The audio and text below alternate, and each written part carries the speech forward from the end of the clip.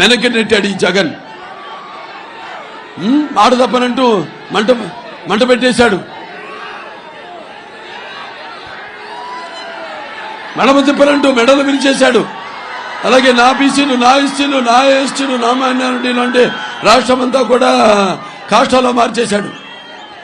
మద్యపాన నిషేధం అన్నాడు. అలాగే పేదల యొక్క అన్నపానీయాలు మొత్తం తన మద్యపాన వ్యాపారంలో ముంచేశాడు.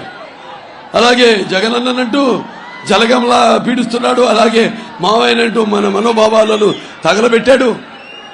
అలాగే అవ్వ తాతల నోటికాడ బుబ్బలాగేసుకున్నాడు. అలాగే నవరత్నాలంటూ మన నడువులన్నీ కురుంగదీశాడు. అలాగే నేనున్నానంటూ నువ్వు ఉంటే ఎంత కుర్రత్వం, దుర్మార్గం, దగా, మోసం ఉంటుందో నిరూపించాడు. అలాగే మరి దళితులకు అండగా ఉంటారని చెప్పి వాళ్ళ చావులతో తన కేకలు ఆర్పుకున్నాడు, తన ఆకలి కేకలు ఆర్పుకున్నాడు. అలాగే నా అక్క చెల్లెలు, నా అన్నదమ్ములంటూ ఆక చెల్లెల అన్నదమ్ముల ఆస్తిలోనే వాటాడుగుతున్నాడు. అలాగే నా ఆడపడుచులంటూ వాళ్ళ ఉసురు పోసుకుంటున్నాడు. అమరావతి రైతుల మెతుకులు రక్తపు ముద్దగా చేసే మార్చాడు. అలాగే ఈ రాష్ట్ర ముఖ్యమంత్రిని అంటూ దినగంత్రి పాలన చేస్తున్నాడు. అలాగే నాయకుడిని అంటూ నయవంచకుడుగా మారాడు. ఇలా అలాగే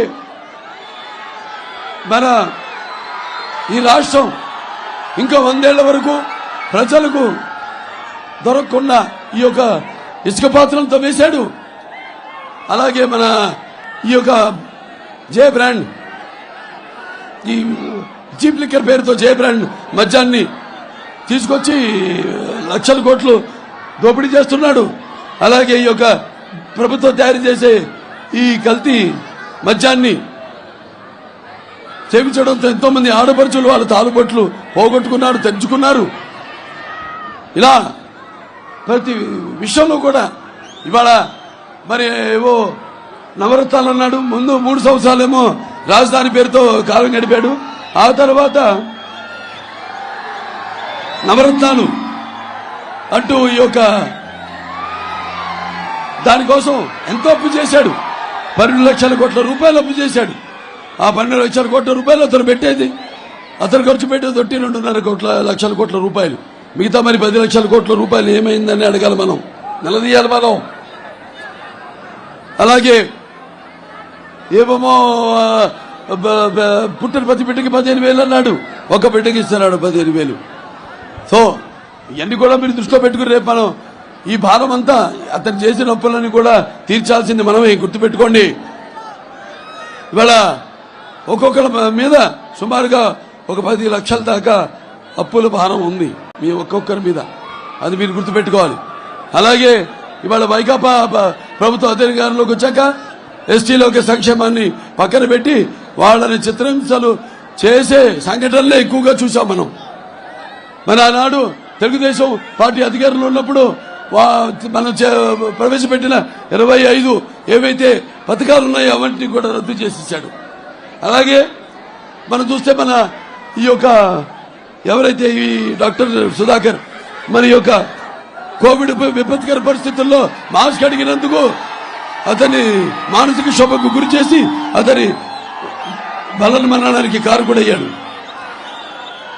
అలాగే ఈ జడ్జి రామకృష్ణ గారు ఆయన మీద ఎన్నో అభియోగాలు మోపి కేసులు పెట్టి మరి ఆయన్ని మానసికంగా క్షోభ పెట్టాడు. అలాగే ఈ యొక్క ప్రభుత్వం యొక్క విధానాల్ని ప్రశ్నిస్తే పేద ఎస్సీలకి శిరముండలు చేయించాడు. అలాగే వాళ్ళ ఎమ్మెల్సీ అనంతబాబు దళితుడైన కార్ డ్రైవర్ని హత్య చేసి తీసుకెళ్లి డోర్ డెలివరీ చేశాడు. అలాగే ఈ యొక్క రాజధాని గురించి ఎవరన్నా ఉద్యమిస్తే నాయకులు వాళ్ళ మీద ఎస్టీ కేసులు పెట్టడం ఇలాంటివి చాలా చేశాడు.